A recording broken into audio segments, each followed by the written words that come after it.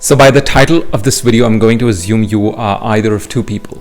One who actually is gone crazy about the bubbled up valuations of startups in the Indian startup ecosystem and want to know if anyone actually knows or even cares about it. Or second, you're a VC fund syndicate / founder who's really pissed off that the cat is out of the bag now. You could be belonging to a third category, which is the kind of people who love to watch the world burn. So basically you're an influencer and you're going to take some facts from this video and post it somewhere. But this video is powered by Influencer Defense Protection. I call it IDF because this involves a lot of brain application, some facts and some reality checks, which you will not survive if you're an influencer. So anyway, I don't want to come off as a guy who hates on influencers. I mean, it doesn't work.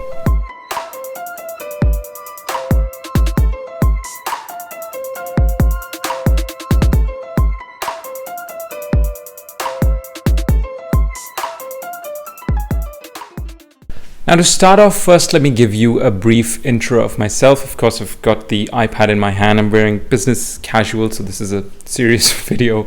And I've got the watch on and also I must be either an influencer or a founder, right?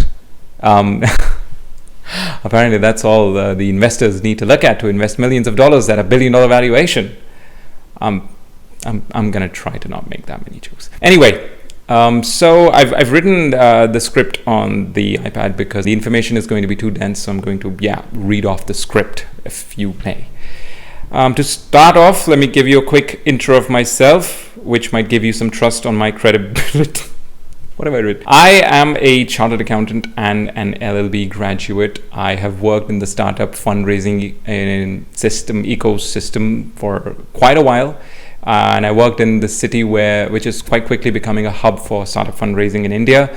I worked as the investment banking manager / private equity manager for these startup fundraising and have helped raise quite some money for these startups, but I did not believe in a lot of them. And the major reason that I quit was because it was a VC syndicate sort of fund where we bore no risk because the rewards were limited to getting commissions from the startups for the funds that we've been able to raise. I don't know if I'm going to raise some flags and I'm going to get flagged for this video because I'm revealing a business model for all of these syndicate funds, but I don't care. I couldn't care less.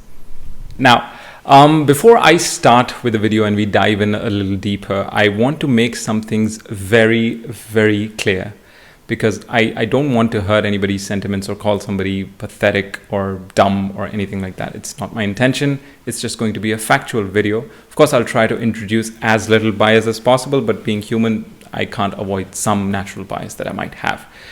So now that we have that out of the way, I'll just read it off from here, the disclaimer that I have, so that we are aligned.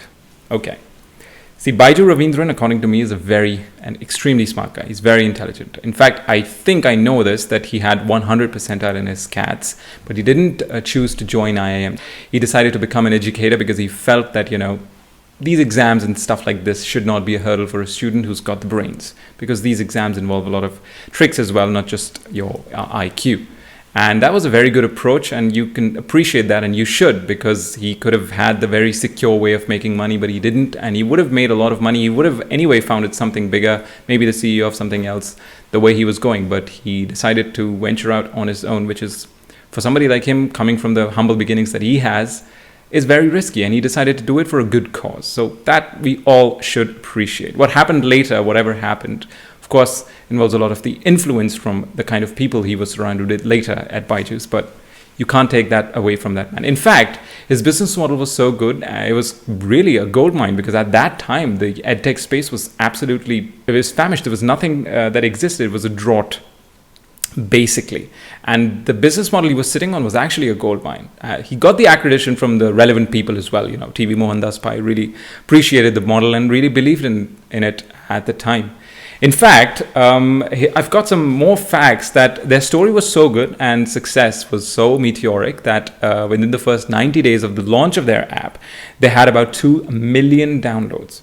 At its peak, Byjus had about 150 million or so students, and it became the first unicorn and decacorn edtech startup. In fact, at one point, I think it became the world's biggest edtech startup in 2019 or so, as per Byju Ravindran's own words.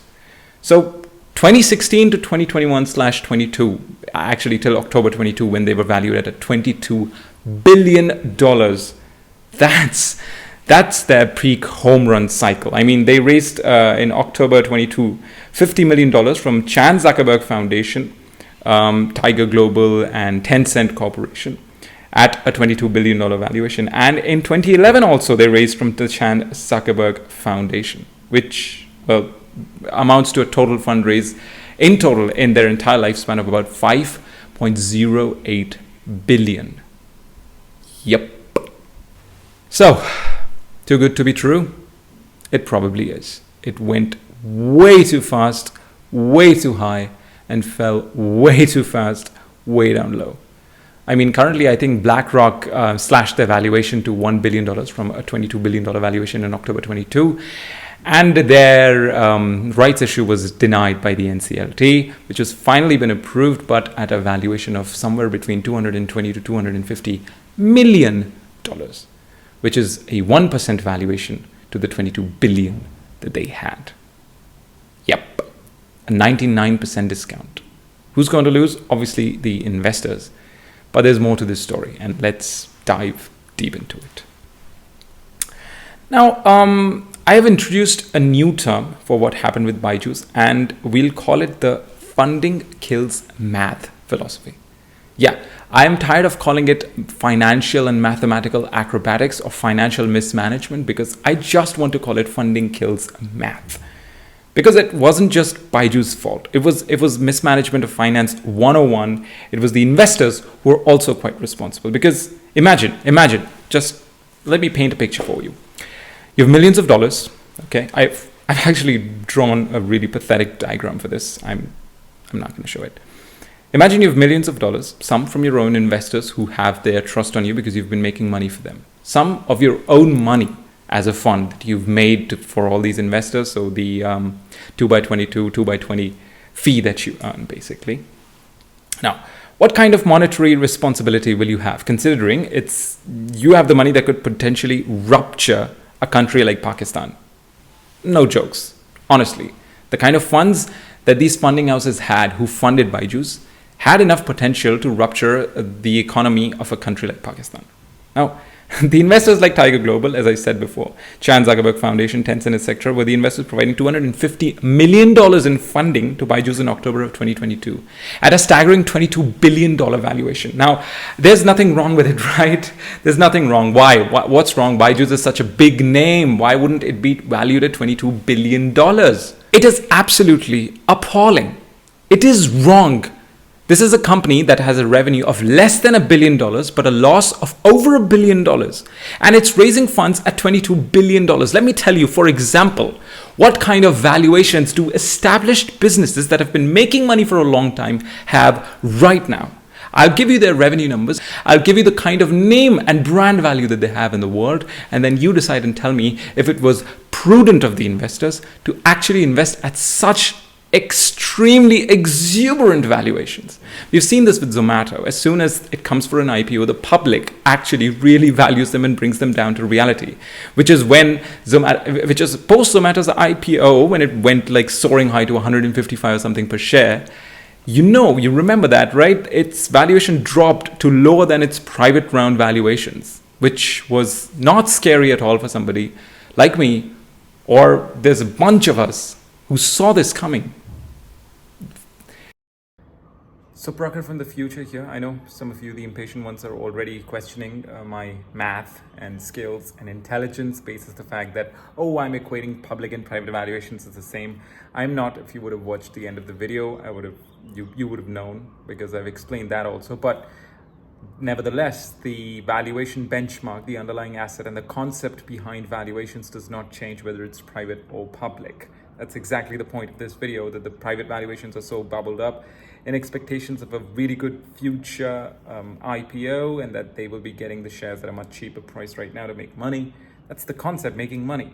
So whether it's public or private doesn't really change anything. So yeah, I've explained this later in the video.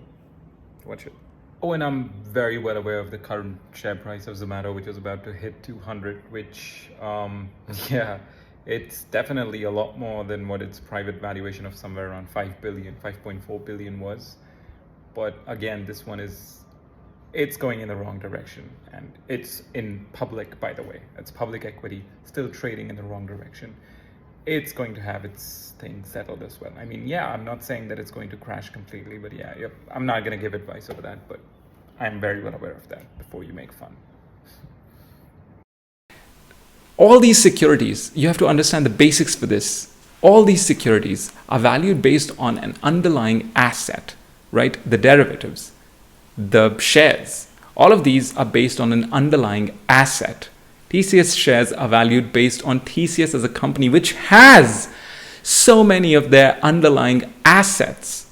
The same is with companies like Reliance or HP or Axis Bank or ICICI or any of these big names that you take, any of these businesses, even smaller businesses that have real business, that have those assets. If you have nothing to back up your business from, if tomorrow you were not to receive funding and you will collapse, what is the security actually underlying of?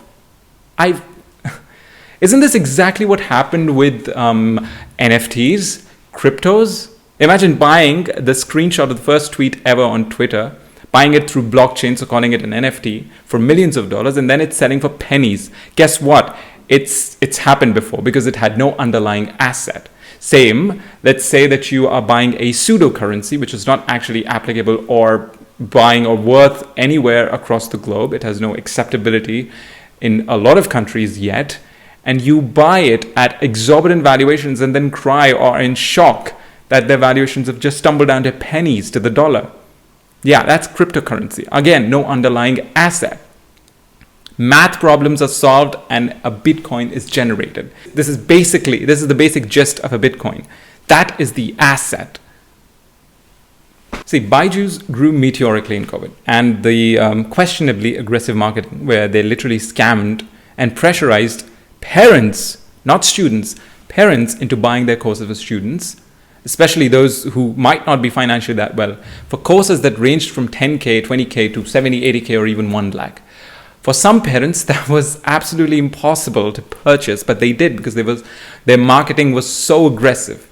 Byjus was sponsoring sports events from the money that they raised from the investors. That's prudence. Oh, and just failed to tell you one more thing. The $250 million that they raised at a $22 billion valuation was all amidst already going on legal troubles, some alleged Cayman Islands frauds, and some lenders actually alleging on Byjus that about $500+ million worth of funds were in hedge funds in Miami, which was being run from a Miami pancake shop. I mean, during May of last year, the ED started to tap lenders in order to get the idea for what Byjus was actually doing underneath all of the transactions, what the hell was happening, how the money was raised from the investors, for what purpose it was, just to find out the flow of these transactions, the flow of these money. And these lenders had alleged that there were about $500 million worth of fund that was actually parked in hedge funds in Miami, which was run through a Miami pancake shop. You can search for it. I am not joking. Yeah, so I did not lose track. In fact, I was to give you a list of some of these most established, and I'm only going to give you Indian companies and the kind of revenues that they're doing. And then you tell me if it's fair to value Byjus at $22 billion when their last revenue recorded was less than $1 billion, that about 5,000 something crores, and the losses were 8,300 crores, which is over $1 billion. So Tata Steel was valued at $19.6 billion, which is less than Byjus, and they had a revenue of, get it, $30.375 billion. Coming over to Pidilite, the one that manufactures Fevicol and stuff like that, you're aware of the brand name. It's only worth $15.7 billion, granted it's got a revenue of $1.48 billion. Still a better multiplier, still a lower multiplier. Tata Motors, now here's a good one. It's got $31 billion of valuation, which is, yes, of course, it's $9 billion more than what Byjus is, but the rate at which they were growing, yes, Byjus could be well over valuation of Tata Motors. Of course, in the private equity space, Tata Motors did $43.8 billion in revenue in 22-23. I'm talking about Maruti Suzuki, $15 billion worth of revenue, $40 billion valuation. SBI, a life insurance, $17.5 billion valuation in the equity market, and has a premium only revenue of $8.3 billion. Now you tell me if this is Byju's fault alone, or is this the investors not understanding? Or maybe they do understand, but this is all a part of the game? I don't get it. This easy money philosophy has led to the entire edtech space crashing down. This bubble is now bursting. This stratospherically overvalued into the bubble valuations where investors are definitely not the ones making money. It's kind of like it's very easy money. You have a brilliant idea. You have to use some buzzwords. Dress like I am, carry an iPad, have some fancy degree from some fancy colleges, and go and meet an investor, tell him that I've got this brilliant idea that's going to blow up in the future and going to make you a lot of money. Now, I invested $0 into this, 0 rupees into this. You, on the other hand, are going to invest 1 crore at 100 crore valuation because I deem that my startup is worth 100 crores. Now, the next step is going to be me raising funds from the next set of investors, and I'm going to ask them that, hey, the previous set already gave me 100 crores valuation, so you obviously can't give me 50 crores valuation. Even though the previous set of investors gave 5 lakhs in funding at 100 crore valuation, that doesn't matter. Because now you've raised at that valuation, sort of sense a benchmark of this fake pseudo bullshit. I'm sorry, I'm trying to be very filtered here, but it's very hard. Coming over to next things, which is even worse. Now this startup, which I just raised money for at 100, 200 crores worth of valuation, is worthless. And I knew from the beginning that it would be worthless, but I just wanted to try out, but I didn't want to try out with my own money. I didn't want to risk my own money, so I used some investors' money. Those investors have invested about 2 to 3 crore rupees at some ridiculous valuations.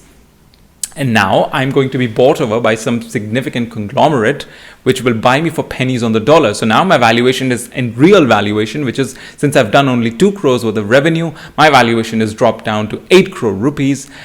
From 200 crores to 8 crores, those investors get nothing, pennies on the dollar. I, on the other hand, even at 8 crore valuation, when I'm owning, let's say 51% of the company, strategically, I get 4 crores plus. After taxes, that's about 3 crores. In a time span of 3 years, a jobless guy who could not find a 20 lakh job as a graduate from a fancy college made 3 crores in 3 years.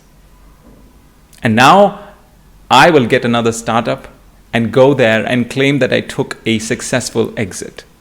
That's why I always made sure that I would ask the investors whether the successful exit that they're talking about was actually for the investors or for themselves, because that's very important. Now, but as the saying goes, what goes up must come down, so did Byjus. And I've given you some numbers. But it's not just the Byjus problem alone, as you might have realized, because I've told you all the problems that Byjus had with the auditors claiming wanting to remove Byju Ravindran as their CEO from the board, then their valuation metrics, then the Cayman Islands thing alleged, then the Miami funds from a pancake shop and stuff like that, and Byju's just sponsoring left, right and center, spending money on marketing like anything, and not surviving out of a single penny that comes from revenue. As I was saying, the problem is not Byju's alone. Now, you dare raise funds at these exorbitant valuations in the US, which is now a ripened market in the startup ecosystem. They will see right through your bullshit. If you watch Shark Tank US, you know exactly what I mean. I mean, companies that are doing millions of dollars worth of sales are being valued for pennies. They're being valued for 5 million. And even at 5 million, they lose their minds. The sharks lose their minds. We also have a Shark Tank, which, I have no comments for that, because to be sharks, first, you must have a company, don't you think, which can run on its own and will not need investors, will not need other sharks to pitch in. I don't know, maybe I'm wrong. But anyway, in India though, investors given this FOMO. This is what I did. I am guilty of it. Charge me with it. You have to give this FOMO to these investors that's, this is the next big thing and you're going to have to invest into this. And I'm going to be raising these funds. I will be there when you lose funds. I am there. I'm only going to charge you 1% or 0.5% at the exit and this and that, because I'm already making money from the startup at a fixed commission percentage of whatever amount I raised. So if my commission percentage is, let's say, 2%, and I raised 3 crore rupees for the startup, I've made 6 lakhs. I am done. I do not give two about you. I do not give that about the investors, because the investors are too busy not realizing what's actually happening. I really made sure that my investors, whoever I had to connect with, invested in only companies which were startups actually capable of turning themselves around. And I'm very proud of the investments they've made.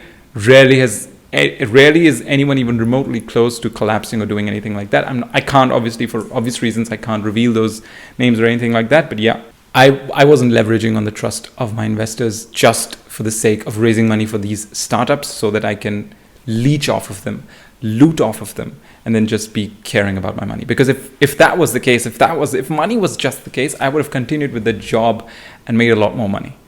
I didn't.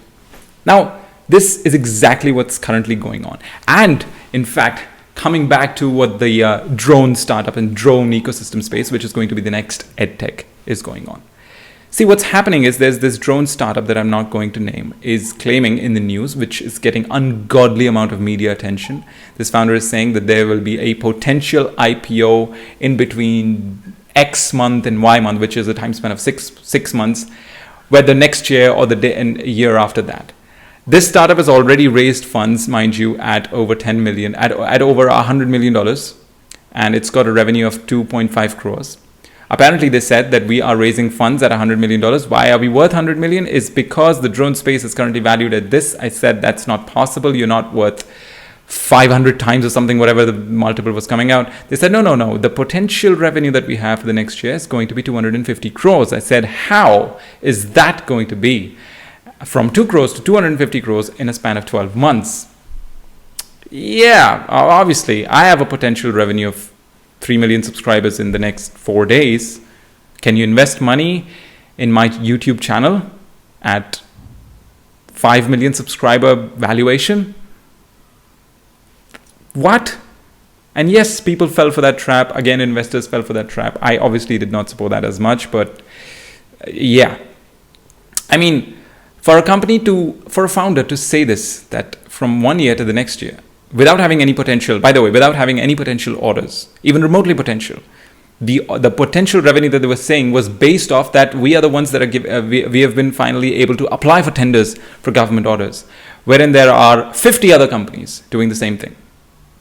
The financial due diligence and legal due diligence reports play a very important part, which is again an investor insight that you must take a look at. So Big Fours, companies like Big Fours, these firms, they do these financial due diligence and legal due diligence reports, and they are very crystal clear. And the first question I asked was, how is the debtor turnover so bad?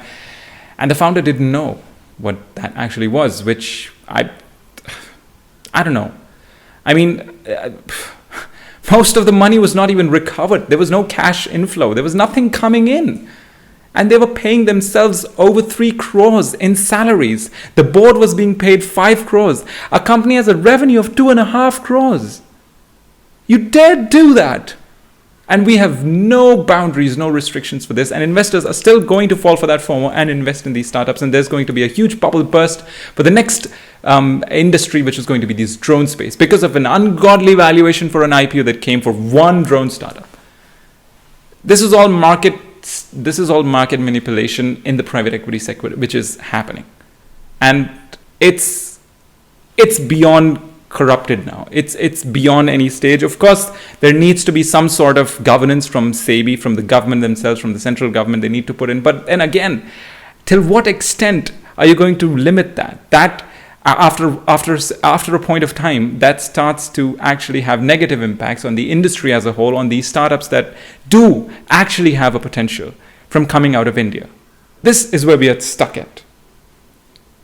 I mean, somebody is claiming that from 2 crores, which is, by the way, no cash inflow of that 2 crores, about 20 lakhs recovered, to having 250 crores in the next year. What are they doing? Fake billing? Inflated revenues? And the auditors are signing?